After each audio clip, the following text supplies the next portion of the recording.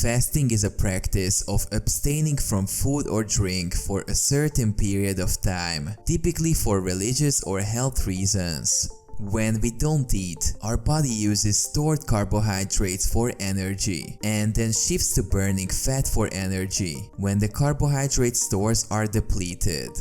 During a fast, the body undergoes several changes to adapt to the lack of food.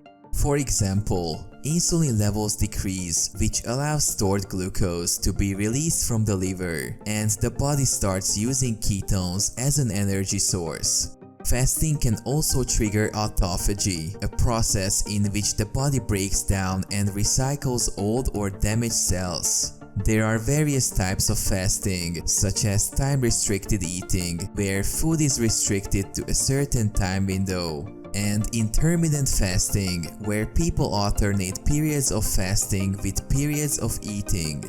Some studies suggest that fasting can have health benefits, such as weight loss, improved metabolic health, reduced inflammation, and improved brain function. However, fasting may not be appropriate for everyone, especially those with certain medical conditions, and it's important to consult with a healthcare provider before starting a fasting regimen.